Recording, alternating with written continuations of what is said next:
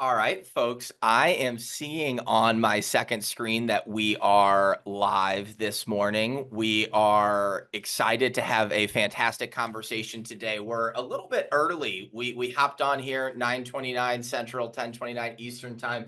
Give everybody a couple of minutes to join, but just know as you are joining, you are in the right place. We are going to have a fantastic discussion today. We have three fantastic panelists. We're going to talk about SharePoint for controlled document management. This is being hosted by Corium and Harbor Clinical. As you can see, we've got a full team here, and I'm really excited. I'm going to give everybody another minute or so to join, and then we will jump into introductions, and then we are going to dive right into this really important topic. And I think the best thing about today's conversation is that it's not going to be a bunch of slides. It's going to be a Q&A. We're going to have Ron and Rita and Keith going back and forth. We're going to answer questions that you might have, as part of this. You can drop those in to the comment section on the LinkedIn Live feature. If you're joining right now, or you're watching this later on, you can leave those comments. Let us know where you're watching from. Let us know if you have any questions, and we'll certainly bring those to the table to Ron, to Rita, and to Keith. But again, you're in the right place. We are going to talk about SharePoint today, and we're really going to answer that question: can SharePoint serve as an interim solution for controlled document management in clinical research? We're going to talk about understanding QMS goals. We're going to talk about considering common QMS and documentation management pain points. And then we're going to talk specifically about SharePoint, pros and cons. What are the benefits? What are the limitations? And how can we, if we are in, frankly, a resource controlled environment, how can we determine what the best pathway forward is? And I'm really excited for this discussion, in part because before we went live, we just talked about amateur, junior, and professional hockey for the last 15 minutes. But I'm really excited to introduce everybody. And I think we're at that 9:32, 10:32 mark, and I see 8, 10, 12 people filing in. So why don't I stop talking and we get to the experts here. Again, this is SharePoint for controlled document management, hosted by Harbor Clinical and Corium. Keith, I see you first on my screen, so I'm going to toss it to you for an introduction here. Keith, why don't you start us off? Thanks, Alec. Yeah, my name is Keith Fine. I work with Harbor Clinical. I work in clinical compliance, and somehow I've amassed about 25 years of experience in the industry. And I'm excited to talk today a little bit about SharePoint and using it as a quality management system, which we've been working with Corium and other companies in the past and helping them implement SharePoint as that option as a QMS system. So there's a lot of pros and cons that we want to talk about today on that. So I'm excited to join the conversation. Yeah, I love it. I'm excited to dive in. Rita, you're next up on my screen. Sure. I'm Rita Pease. I work with Harbor Clinical as a quality assurance associate. I have about over 30 years in clinical development, so since the late 1900s. And I have worked in clinical operations and a good amount of time in quality assurance.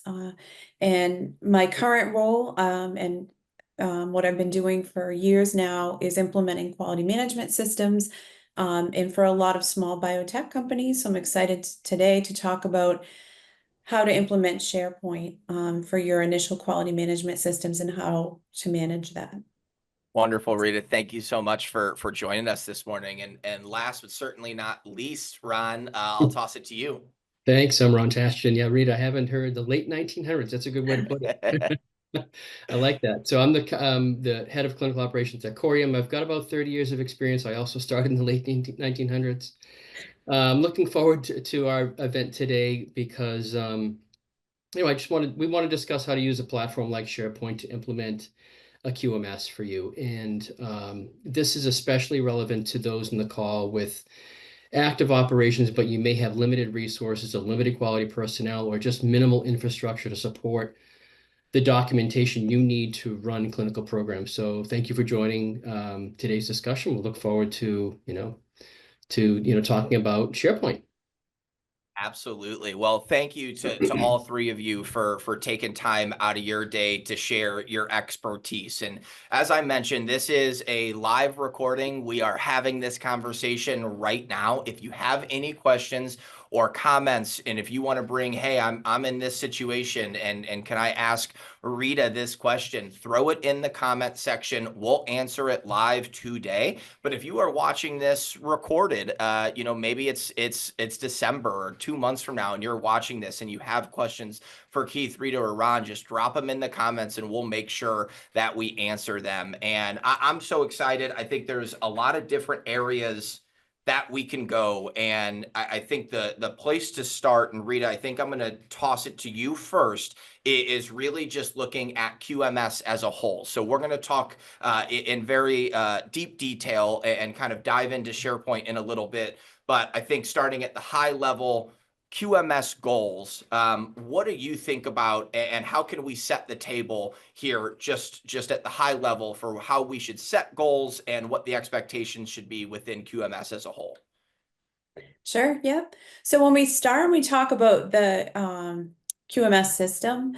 It's the whole system that you're putting in place, right? And you're starting drug development, you're starting clinical trials, and you have a plan. So your quality management system includes document control, training, audits, supplier management and qualification, management reviews, change control, risk management. There's all these different aspects, deviation control, that you need to manage as part of your quality management system. And the first thing that you need to do is outline how you're going to do that. Documentation supports your quality management system. And your initial quality management system when you're starting out is typically in a SharePoint system. There is other systems too that can be used, like Box and things like that. We're going to talk about SharePoint today because and we're going to focus on the document control SOPs. And when we think of the full quality management system, there's a lot of aspects to it that can be maintained in SharePoint, but we're just going to focus on the SOP system. And so when we think about using SharePoint, there's several different reasons that you would use them. I think we'll talk about that a little bit later. But what you want to do is have a document management system that's controlled. So SharePoint is a doc control system. And it allows for collaboration. It has cloud access. You can control access. There is version control. We're going to talk a little bit about that as a pain point, but there's version control, which you need. It comes with Microsoft. And so the cost is minimal to be able to use it. You do need resources to be able to implement it, and you do need resources to develop your quality management system. So I know Ron's going to speak about that too as well. So overall, putting this in place allows you to be compliant with the regulations, and allows for small companies, mid-sized companies to develop a quality management system that can be used and be compliant with your overall procedure for document control. Yeah, that's great. Keith, Ron, anything else that you want to add or piggyback on there from Rita's introduction there? No, there's definitely, yeah, some pain points and some pros and cons that we can do a deep dive into. Yeah, I could go in and talk a little bit more about pain points if you want me to jump in on that. Yeah, I think we're going to do pain points, limitations, benefits here in a second. I think one of the things, I know we talked about it earlier in our before we went live and kind of our prep about that conventional documentation management versus EQMS. And I know that was one of the points that we wanted to touch on before we kind of moved into pain points and then certainly moved into SharePoint. So want to make sure if anybody wants to, if I just toss out that kind of talking point of conventional documentation management versus EQMS, I don't know if that's Ron. Anybody want to jump in there on that talking point? And then Keith, I think we can move into pain point specifically. I mean, I can quickly say, I mean, at Corium, we have not implemented EQMS. We're still using SharePoint, which is why I guess we're on this call. Yeah. I would say that right now we're using a, more conventional documentation, system to manage our documents. And it I think the implementation of EQMS takes a lot of time, resources. We don't have that currently at Corium.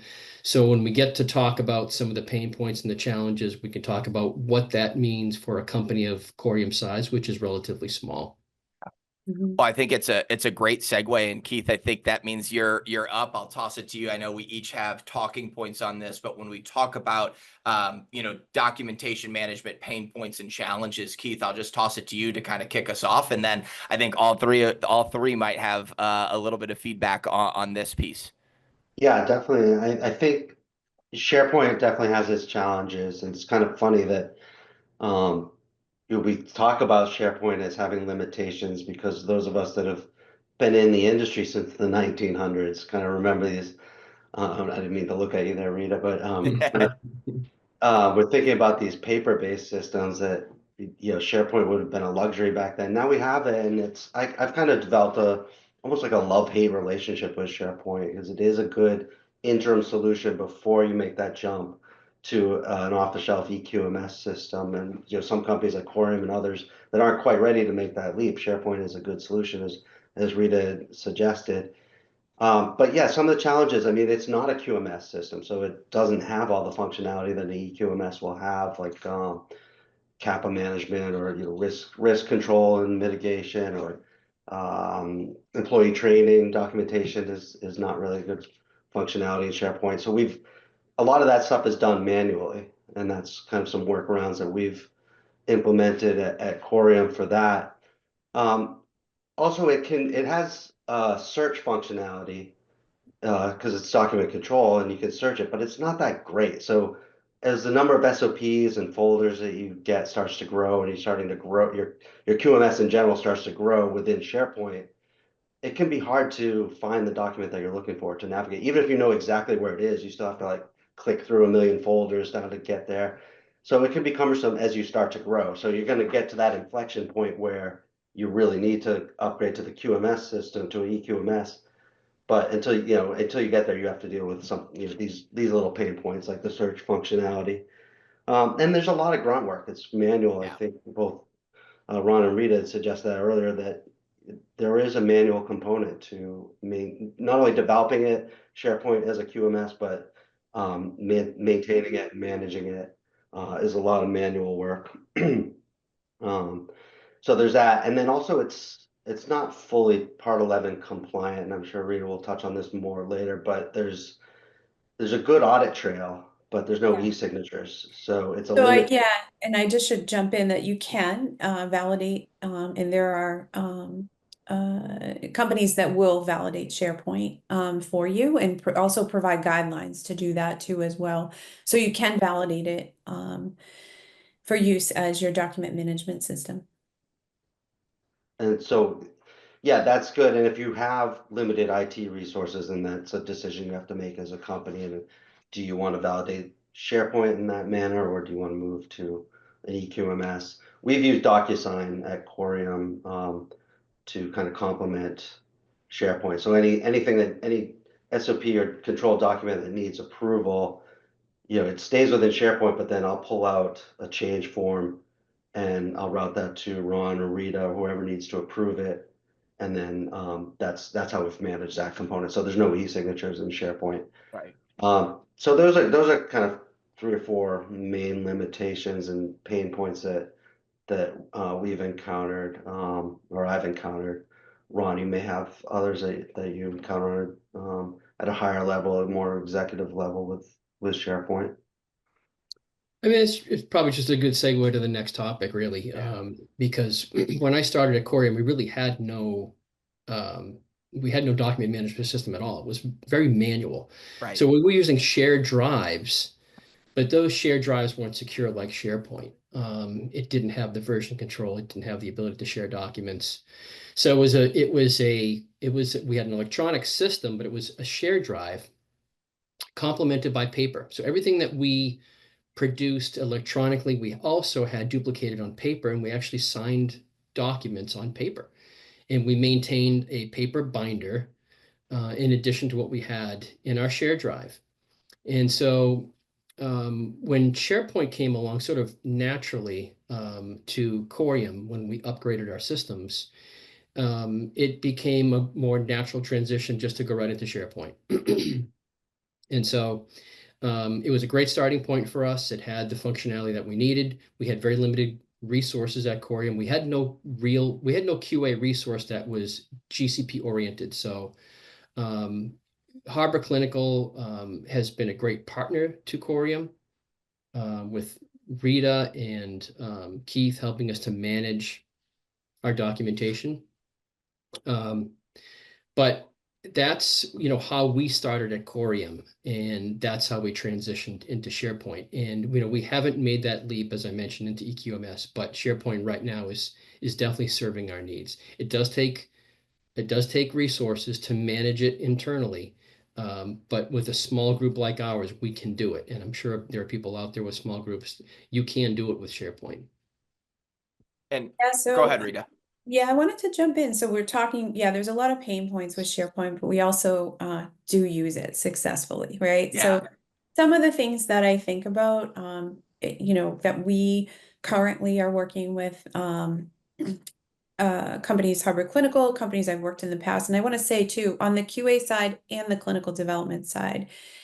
So when you think about the phase of development that you're at, you're either in phase 1, 2A, 2B, and phase 3. And so that's a lot of the times where you are in your development phase is when you're making decisions for the spend for an EQMS. And so you're in development, a phase 1 study. Most of our clients are also in phase 2, right? Or they're 2A, 2B, right? Waiting for decisions. When you're in phase 1, there are functions. There's a quality management system that you have to have in place, GMP, GLP oversight usually, and GCP, and just your general QA system. Those are the core SOPs. You're either having them authored internally or you have a consultant, and some people buy SOPs off the shelf. You want to get these things in place quickly, and SharePoint allows you to we'll take the SOP writing piece out of it, allows you to start implementing that quality management system. There's folder structure copying. There's functionality that allows you to collaborate on SOPs. If you set up a timeline, you have a targeted list of procedures, forms, and document table of contents for development. If you have a plan to implement this document control system in SharePoint, you can do this. You do have to learn a little bit. I think what is one of the benefits is that we're constantly learning the capability of SharePoint, to copy folders, your folder structure, which Keith will talk about, simplify it. So there isn't any pain points.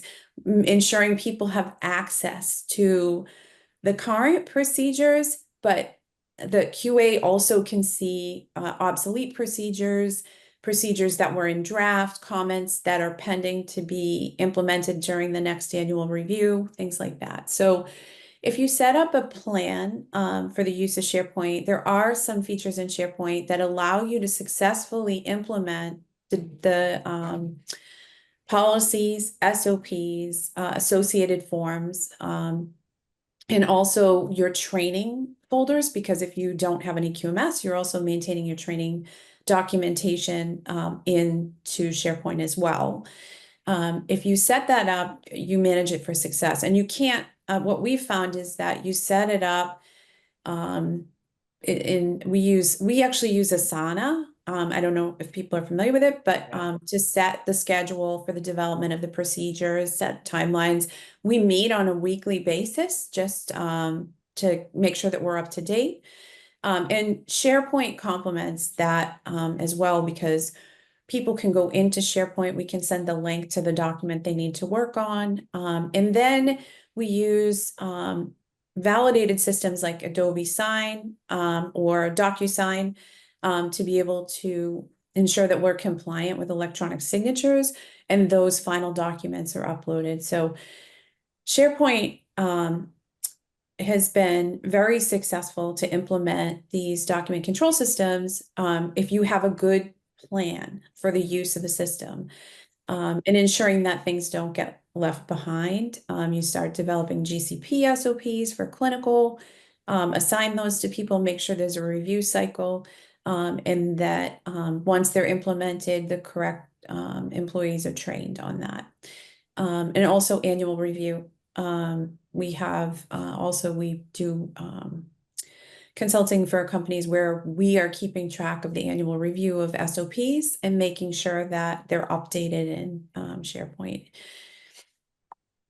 Yeah, so much good there. And there's 2 points that kind of stand out to me, and then I got a question in a message from an individual named Devin, who I think is asking a little bit maybe to you, Ron, on the Quorum side. We were going to have a talking point and a question about the signs that a company should transition from SharePoint to an EQMS, but then you kind of spoke about, hey, when I started at Quorum, we weren't even at SharePoint. Now we've gotten to SharePoint. And the question that came in is, how do we know if I should be moving to SharePoint as a solution? And Rita, you kind of set up in terms of, okay, if we have a plan, it can work, but how do we know that we should have a plan? How do we know that we're the right fit for SharePoint? Ron, I'm going to put you on the spot for this question because it seems like it was applicable. But how do we know that we're the right fit for this right now?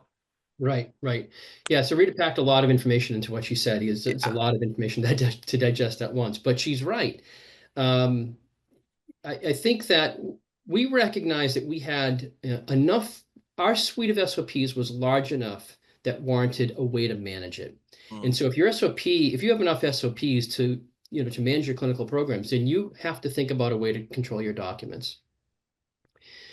And if you can't control them using your current process, whether that just be a share drive or something else, you've got to think about a way to control your documents and to have resources behind that to manage, like author, manage, track, and train for compliance. And so we had a suite of, I don't know, I want to say 30 SOPs. Yeah. 30 SOPs is hard to manage without some level of control. So SharePoint seemed like a very natural transition for us. But what I think is most important when you get into, what you need to manage on a regular basis is what we set up were metrics that had to be met. As Rita mentioned, we meet weekly. And when we meet weekly, we discuss exactly which SOPs are due for a biennial, whatever your review cycle is. And for us, it's just biennial. So we review our SOPs according to that schedule. And Keith helps to manage and track sort of our calendar. And, we meet weekly. We discuss which SOPs need to be reviewed or up for review. Part of our SOP is to review our review timeline is 60 days before they're expired. So we prepare that way, and we begin making revisions to our SOPs during our meetings. And Rita shared that we use Asana, and that's also important. It's a way to communicate to your team. We use Asana, just a project management software. It allows us to communicate without having to use email and sharing documents through email, that can get difficult because you lose version control. So with Asana, it's an off-the-shelf, PM software that you can buy. We set up teams, and we have an SOP review team, and that team is exposed to anything that we discuss during our weekly meetings. And so if an SOP comes up for review and it requires a shared review, Keith, who manages our SOPs, will send out a note through Asana, which allows us to review the SOP through a link and provide comments.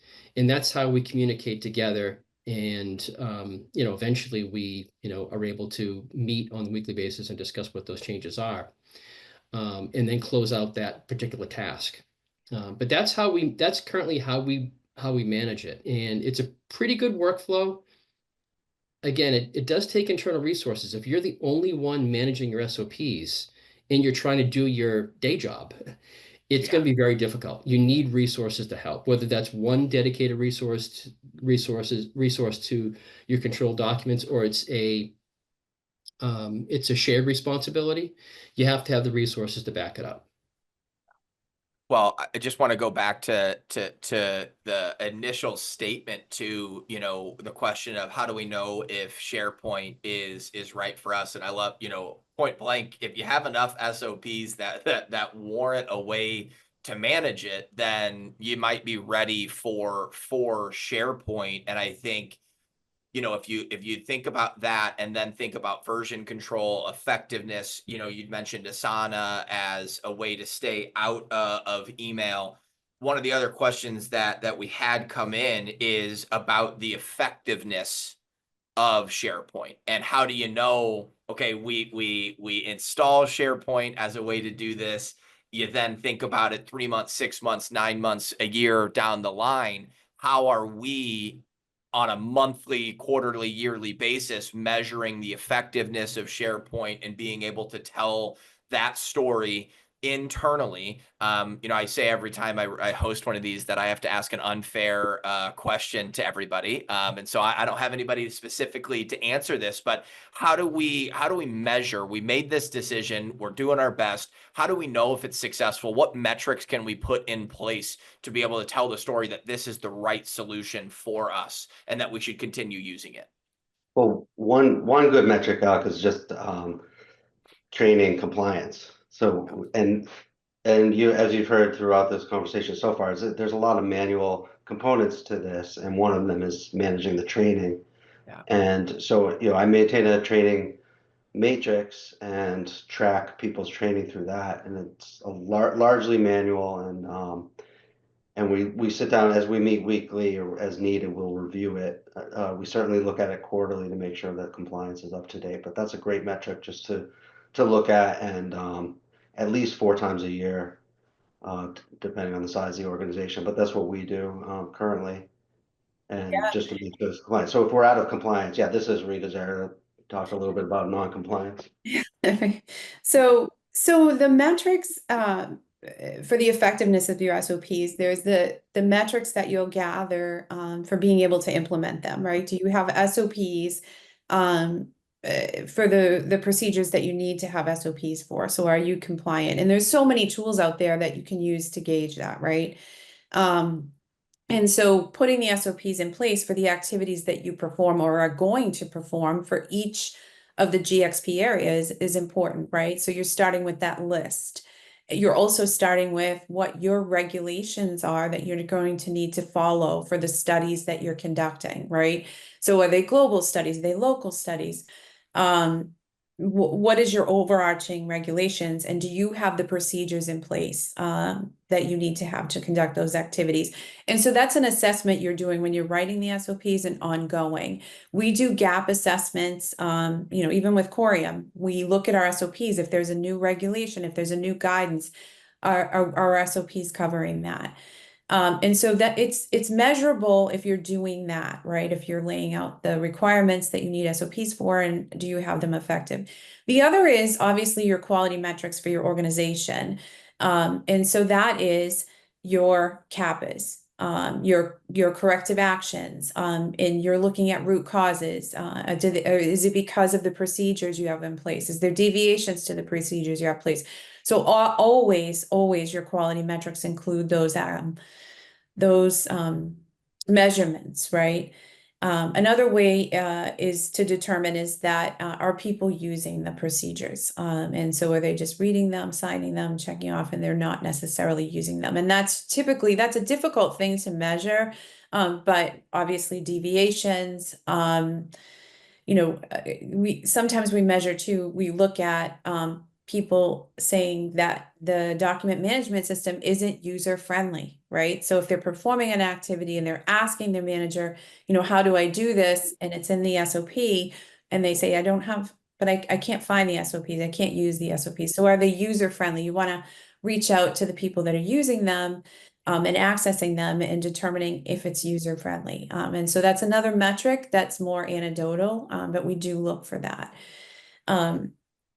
So, you know, those are the metrics, but obviously with an EQMS that has integrated metric tools, you can get those. Yours will be manual.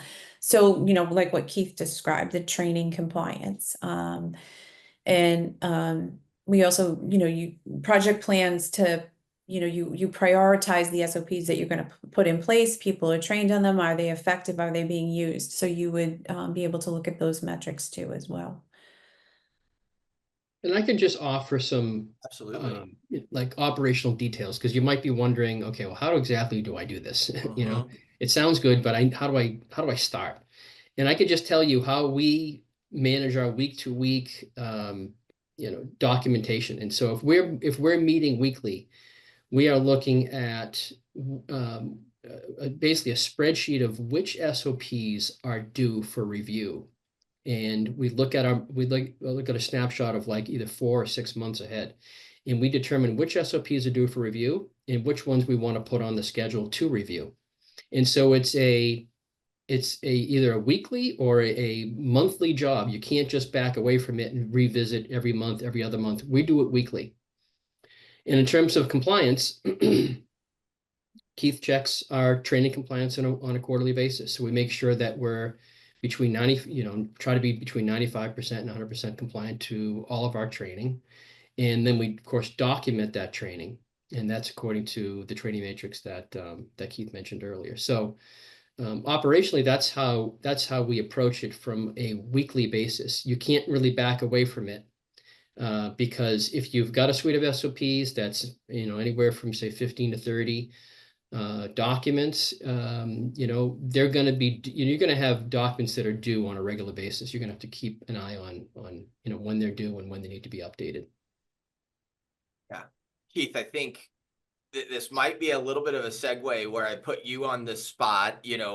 Ron, you mentioned this all sounds great, but logistically, what does this mean? And one of the areas that I know we wanted to jump into is, the actual process and best practice for implementing it. And I think we've talked a little bit about it in different answers, but in terms of establishing and organizing the site from the very beginning, making sure that all of the key stakeholders have access to the critical documents, and really just building in those best practices from the very beginning. Is there anything else that you want to add specifically in that area? And then Keith, after you go, we'll open it up to see if Rita and Ron have anything else to add as well.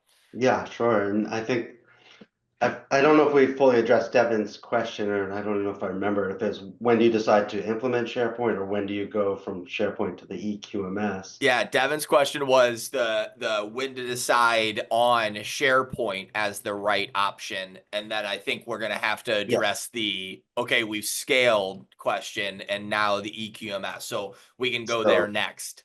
yeah, so you've got your suite of SOPs and policies, et cetera, that are grown to the point where you need to manage them, and you're implementing SharePoint. Yeah, so we work closely with IT in setting it up and making sure that we have the root folder structure with the appropriate access. And then what we've done is to create 3 different areas. We have a development area for SOP development, drafting, and what Rhonda mentioned before, using Asana to help manage that from a project management standpoint. So that development area is separate from our effective area. So we have effective SOPs in a production environment that is read only for people, so they can go in, read the, get the SOPs, read them so that they can follow them and they know where to find them. And as we talked a little bit before, that can become unruly at some point where it's hard to find what you're looking for, even if you know where it is. So you have to drill down quite a bit. So that's 2 areas. And then the third is we have a training documentation area where we maintain all the signed training forms, training binders for every individual on the team. And that would include job descriptions, CVs, etc. And yeah, that as the team gets larger, that can become problematic, and that would be another one of those inflection points where you have to make a decision. Is it time to move on from SharePoint? So those are the 3 areas. We control access at each one of those levels.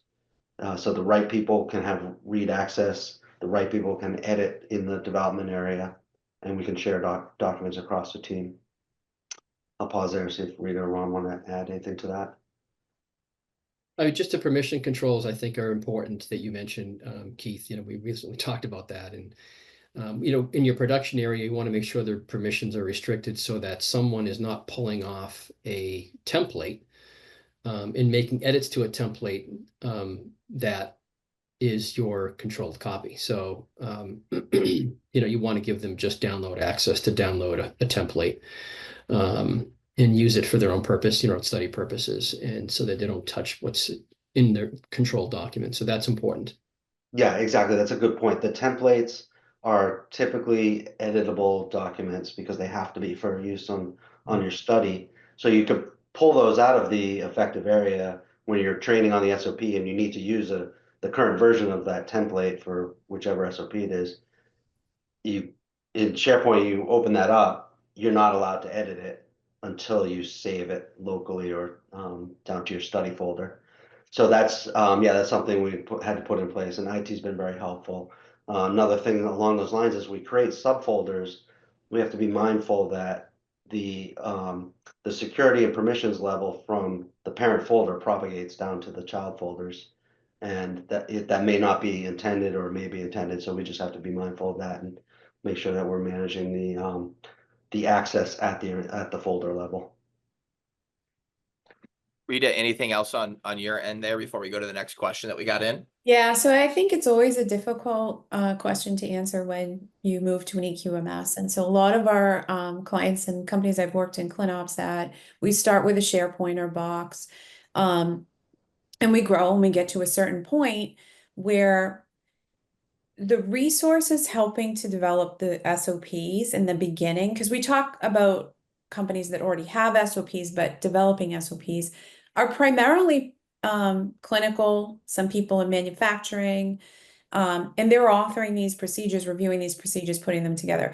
When you move to phase 2, you also at that point usually have some seeding. You're moving away from seeding money and have Series A money if you have some good results. So when your personnel that are in operations have less time to help manage the QMS because their priorities are running the studies, then that's another point that I've seen where companies have made the decision to move to an EQMS. Now, an EQMS doesn't eliminate, I also always want to say this, right? Doesn't eliminate a lot of the manual work that has to be done. That still has to be maintained. And if you don't have SOPs, those still have to be authored.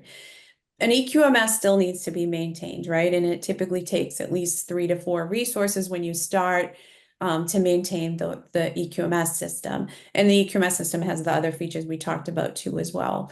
And so it doesn't completely eliminate that there's some manual work. It's just that there's more features that you can use. And, like training reminders are automatic and there's a lot of automation in the EQMS, but you still need resources. But when you make the decision to have a fully staffed QA department that includes document control, that's sometimes the point where you're making that decision to move to an EQMS. And determining whether you also, one of the things I always think about is when you're selecting an EQMS and you're using a SharePoint or Box, what you want to do is make sure that you're able to easily migrate what you've done. So you're not reworking everything that you've done in your EQMS. And a lot of the systems allow for that. Sometimes it's just a migration when you're doing the validation of the system or once you've completed it.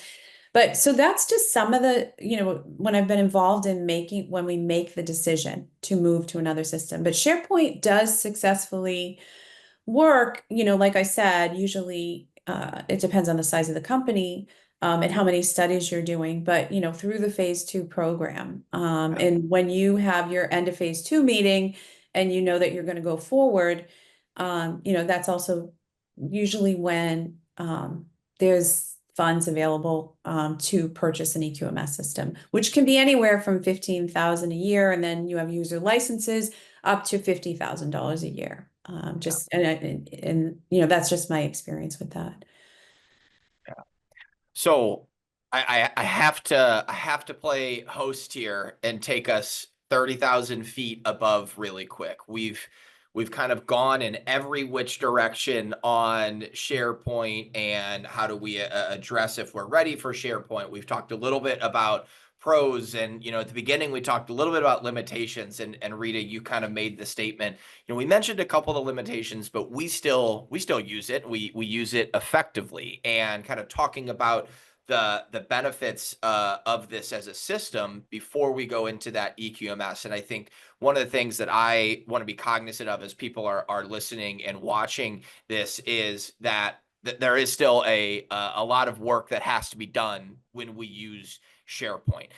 You've mentioned the manual aspects and the dedicated resource for it. I know we talked a little bit about the electronic signatures having to be external, that there is a little bit of version control.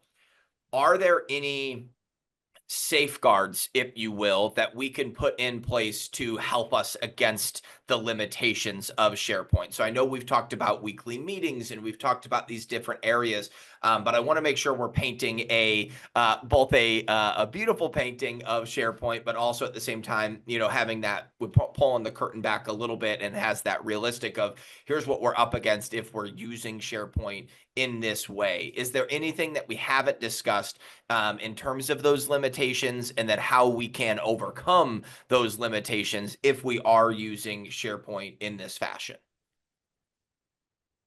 I can offer my 2 cents on that. I think it's exactly what we did talk about. We kind of pieced together using Asana, the project management tool, and DocuSign and SharePoint. We kind of pieced together the important functionality that an EQMS system would provide. Could bring to the And table. that's helped us overcome a lot of the limitations that SharePoint alone would have. Again, coming a long way from the 1900s of paper-based, office-based, pen and signatures.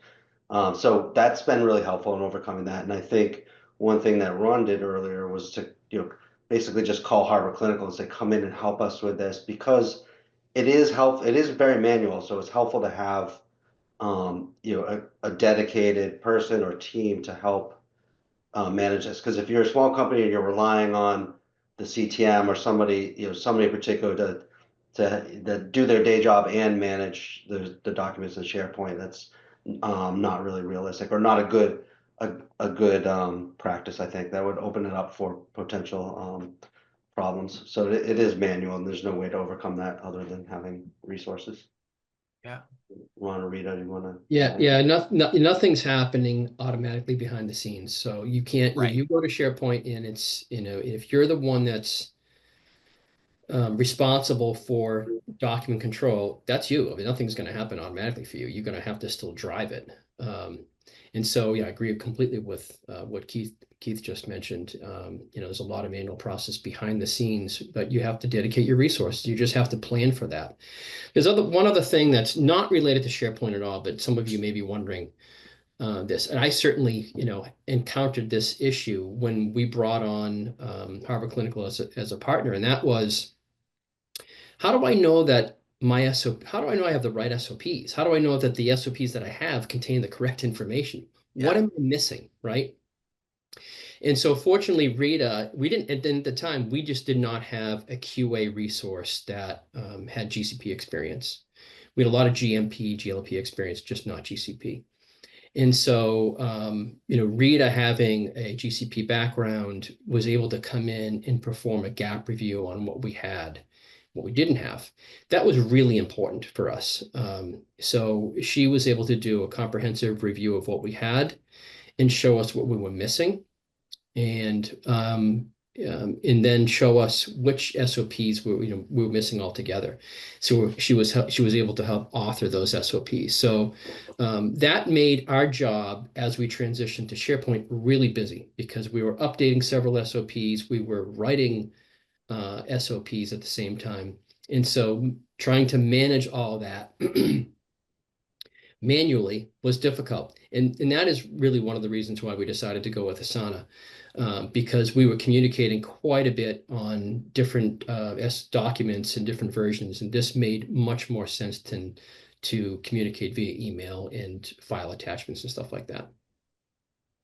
Yeah. Go ahead, Rita.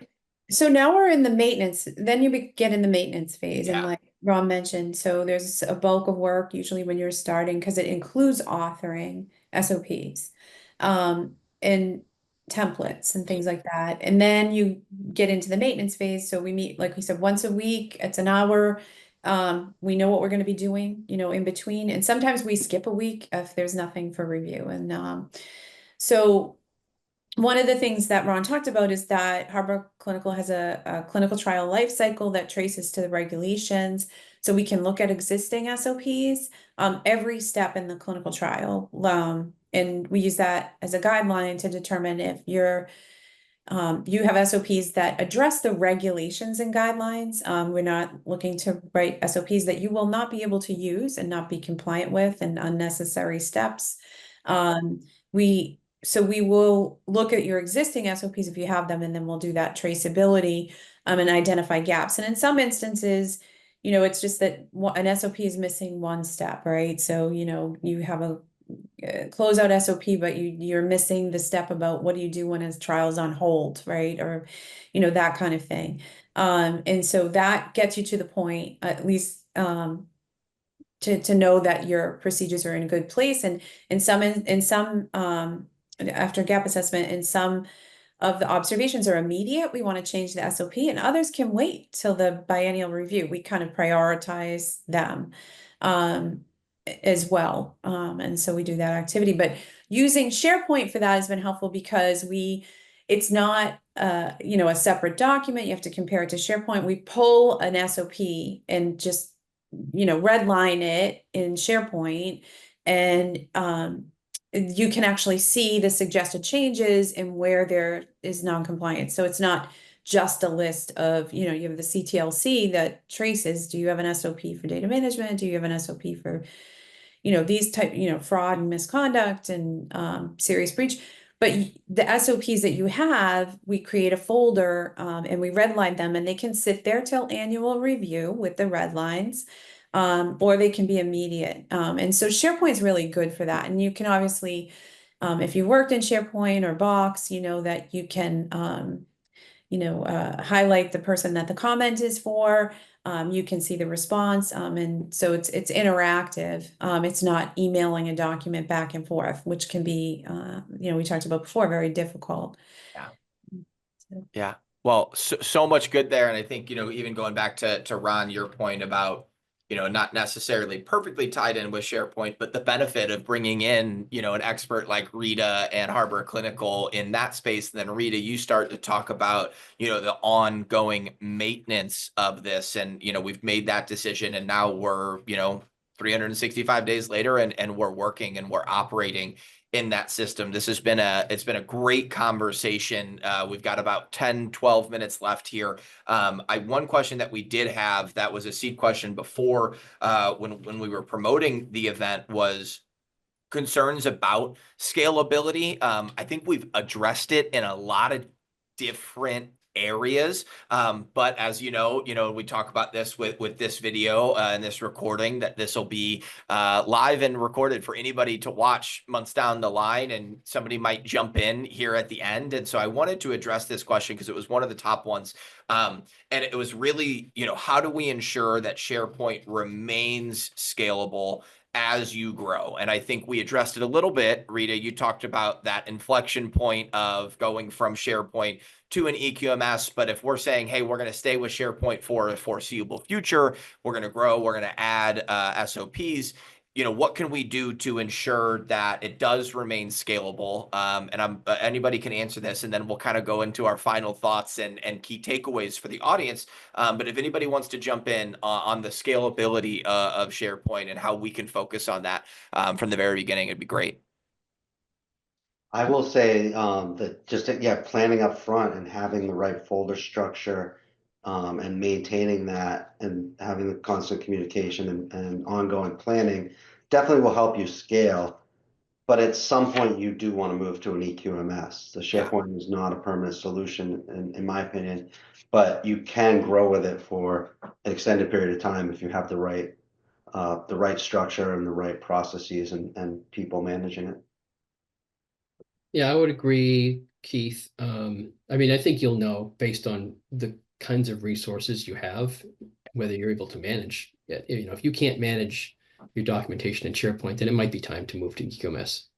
We could manage what we have using SharePoint indefinitely. We could do it. It would continue to take the resources that we have dedicated to it, but we could do it.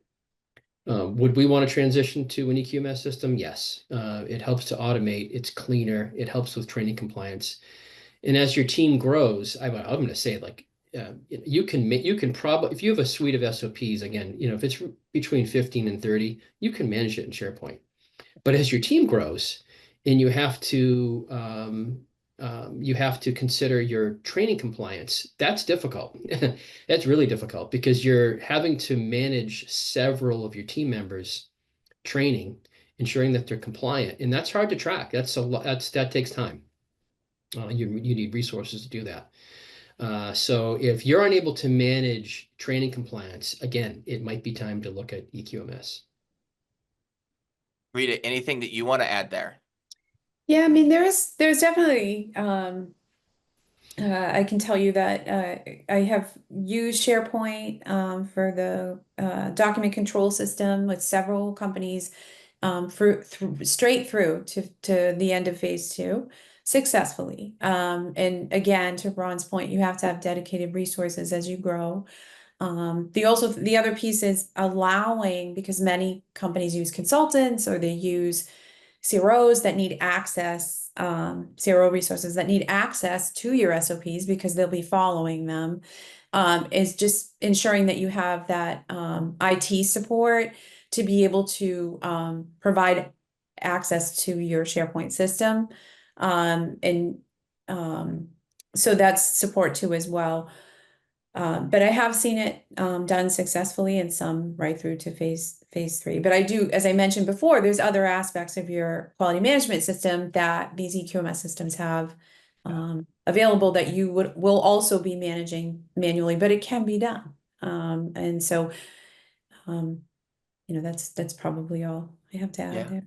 Well, and I think, Keith, you kind of said it in your answer right out of the gate, which is the plan. And knowing that it is an interim solution, it might not be a Band-Aid, but it's also not the long-term solution. And then Ron, you talked about as the team grows and the SOPs grow. And so in that plan, saying, okay, this is why we're using it. And the expectation is by X date or by X person, by X headcount growth, or by X, whatever that is. This is when we know if we get to that point, we're probably going to have to make an adjustment, and building that in from the very beginning is going to set up, the guardrails for how SharePoint could be successful, but how we can also pivot when we get to that point and frankly, pull that next lever in order to move to the next stage of operations too. Okay. We are in the final minutes here. This has been a fantastic conversation. We talked about everything, frankly, under the sun in terms of SharePoint for controlled document management. I think that there's going to be a lot of value out of it, but I promised you yesterday that I was going to put you each on the spot here in the final minutes, and I'm going to bring out my phone. I've got a timer. It's 1 minute. And what I'm looking for is somebody's watching this and they want the takeaway from this conversation. You can go in any direction. You can go in when you're ready. You can go in when you switch to an EQMS, pros, cons, whatever it is that you're looking for. But what are your final takeaways? And I think, Keith, you drew the short end of the stick here. I'm going to put you on the spot first. And whenever you begin, I'm going to start my timer. I'm not going to stop you at 1 minute. But if you go 30 or 60 seconds over, maybe the rest of the panel and I will shame you a little bit. So whenever you're ready, Keith, what are your final takeaways from today's conversation? Yeah, I think just to sum it up, it's there's a lot of pros and cons to SharePoint. It's a great system to implement as an initiative before implementing an EQMS system, before you're ready for that.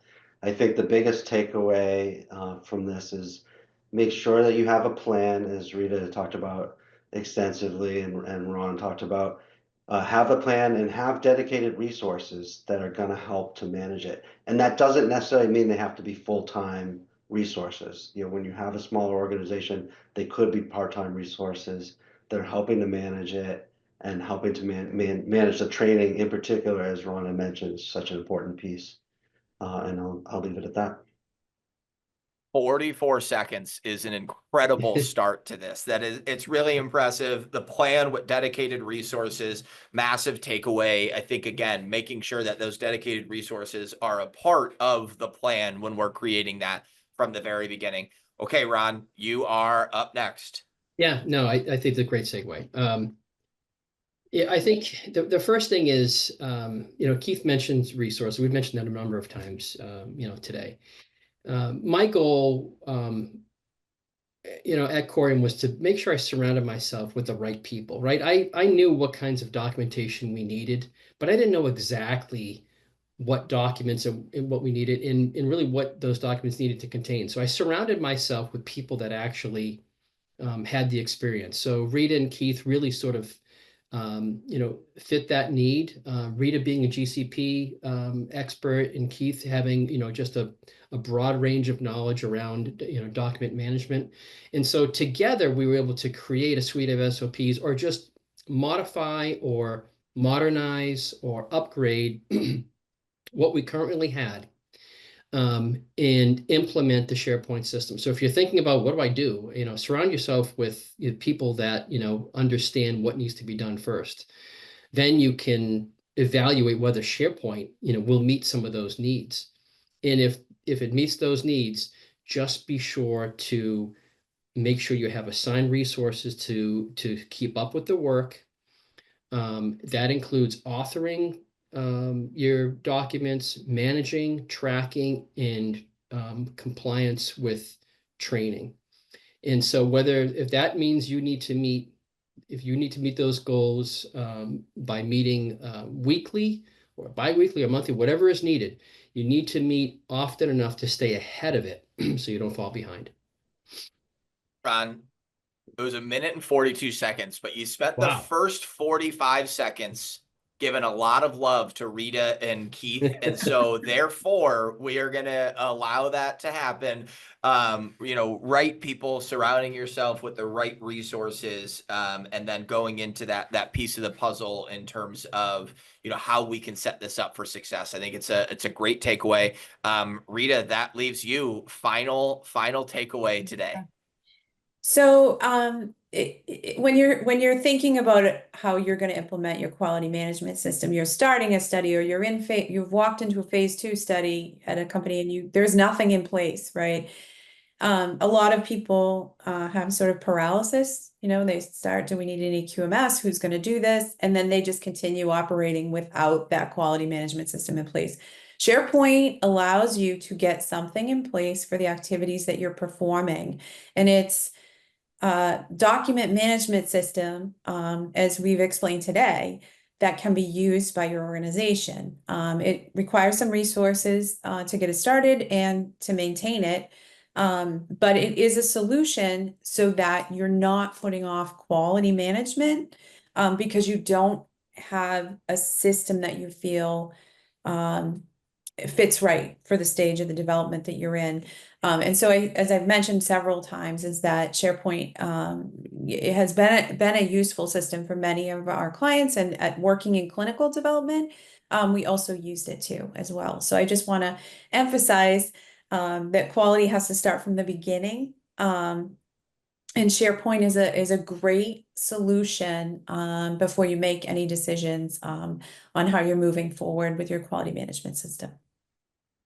I love it. 121. You stole the 15 seconds from Keith there at the end, but I think that, a good way to sum all of this conversation up was quality has to start at the beginning. And I think that's such a good phrase to finish this with. So Rita and Ron and Keith, thank you so much for taking time out of your morning. I know that this was a fantastic conversation. A lot is going to come from it. Again, this was SharePoint for controlled document management.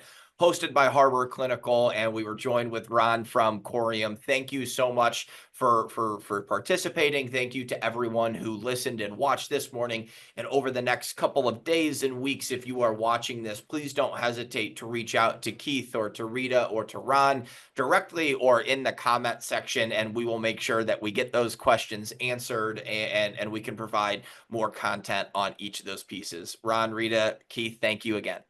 Thanks, Tom. Thank you. Everyone.